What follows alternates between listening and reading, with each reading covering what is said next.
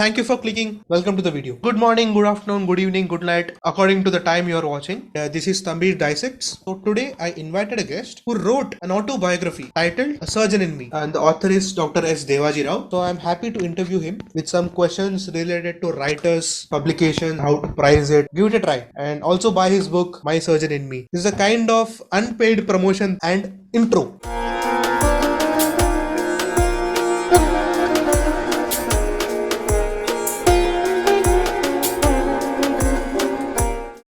Dr. Devaji Rao, so please take up the stage and share some few light. Good evening, Kauatubh. You made a good venture of reading my book. I consider it as a venture because most of the autobiographies are said to be boring. That's what the internet says, that nobody is interested in knowing about other people's life because it doesn't matter anything to them. But I'm very happy that you have invested your time in reading my book. I think we should go on with the questions now. Let's go with the fundamental part. What is the meaning of an autobiography according to you? Definition of autobiography is the writer writes his own life right from his birth till date. There is another entity called biography where another person writes about another person. So this is autobiography is basically written. Maybe you can call it as a propaganda, telling people about myself, because unless I blow my own trumpet, nobody is going to know about me. So for that reason, the autobiographies are generally made and thinking that the reader will enjoy reading it.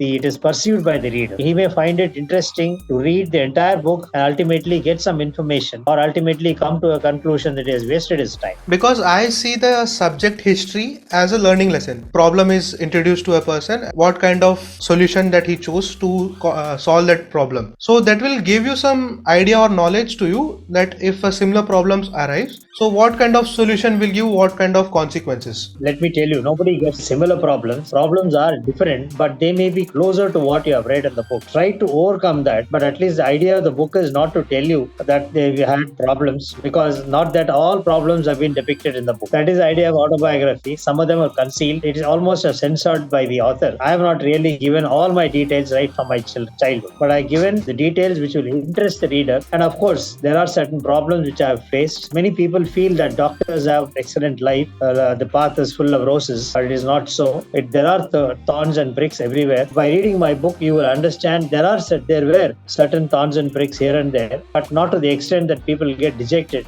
in life. So let me just clear that what part of your autobiography group interested me a lot. First thing is the college ragging scene. It felt like some family drama, we can create it from that. The second part is the Japan, like where you go to learn to get some guidance from senior doctor. So that two parts were very interesting to me. So in total you have written 20 books. In what way did it help you to write an autobiography? Did you learn from your past 20 to write this 21? In fact, I should take you back to 2004, that is 20 years before. I had a very large collection of classroom notes, compilation of material. They were all given by my seniors and teachers, which I thought I should give it to the next generation. This can be given in the form of lectures. I thought it is better to give it in the form of a print so that it lasts forever. So that is where I started writing books, because I was also supposed to be a good writer. I was writing many articles from medical journals and also to the non-medical part like the newspapers and other media, which was readily accepted by one publisher in Delhi. And from then on, this book,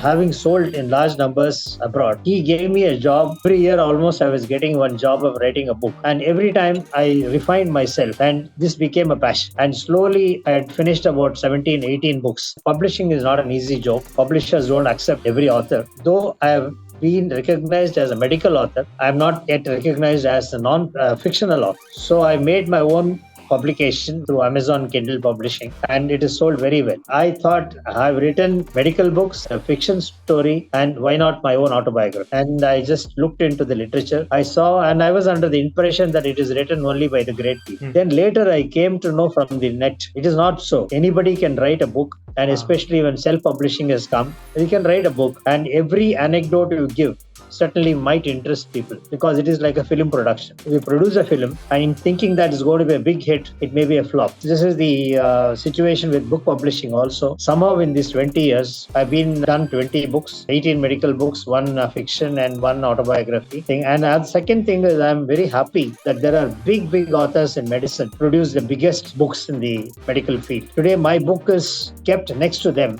in the market, in the net, which I consider as a good real fortune to be, at least the satisfaction is immense. So congrats for that achievement. From the context you addressed, like you have written a story, a fictional story called Danya's Diaries. What is the main difference between writing a diary and writing an autobiography? To me, diary is a prolonged autobiography, detailed one, day-to-day life. Diary writing should be a habit. First thing, I should have done this right from my younger age, which I have not done. Second thing is, it is a totally uncensored information. You keep writing whatever happens on that particular day and keep on writing. And that is the reason why diaries are not allowed to be read by somebody. But on the other hand, autobiography is a collection and recollections. It's almost a memoir. Taking the information, what you remember since the childhood, and what all you want to give, you are giving. What you don't want to give, you are not giving. So that is the idea of an autobiography, censored version of a diary. And it all comes in one volume, whereas the diaries may be in very large numbers, year after year. Or somebody else takes these diaries and write a biography. So that is a difference. Suppose I don't know any information about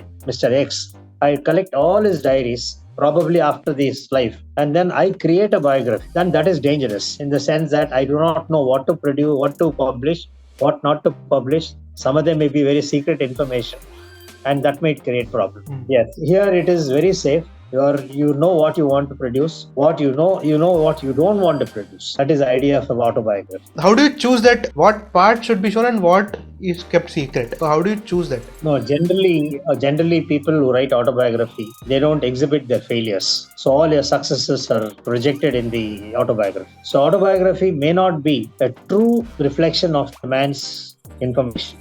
They may have some information, or they may be exaggerated information. So that is the problem of autobiography. And this is what irritates certain people, saying that this man is talking too much about himself, but he doesn't have all these qualities. What he has written is little too much and exaggerated. But I have not deliberately concealed anything here. In fact, I have put my failures also here and there, though it is not a very big failure which I could overcome. But what all I could remember, I put it in an order where people can read in a form which is understandable. Otherwise, at some point of time, they will drop out. One thing I have to appreciate is you have compiled your whole life in a 159 page.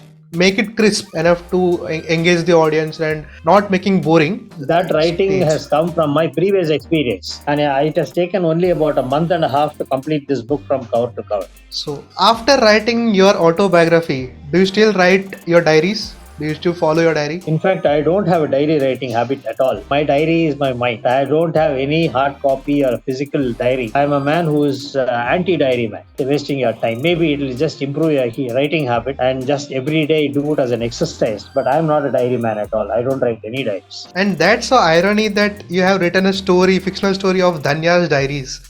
Talking more about diary written by Danya. And it's a story. Whatever you say, it is a fiction. So it's only an imaginary presentation of a diary there. So do you agree to that statement that you need to have a great experience to share, or your life should have some worth enough to write a book and to publish also? Do you agree with that? Everybody's life over a period of time, the happenings are really worth mentioning. It is not like that the person has no interesting happening in his life. It's only that how you present it. And if you read the autobiographies of other people, sometimes you may feel a big man has written an autobiography of real no worth information. If you want to write it, let the people read. If somebody reads it, it is okay. If it doesn't read it, even then it is fine. Some satisfaction is there. So what will be the ideal age to write an autobiography? Over 60 should be the time, because that is the retirement age. After that, not much of work is being done. Before that, you keep on doing something and your autobiography becomes incomplete. So after writing the autobiography, you do a lot of other things which may be worth mentioning in the autobiography by the time your book is already out in the market. So I think 60 should be a decent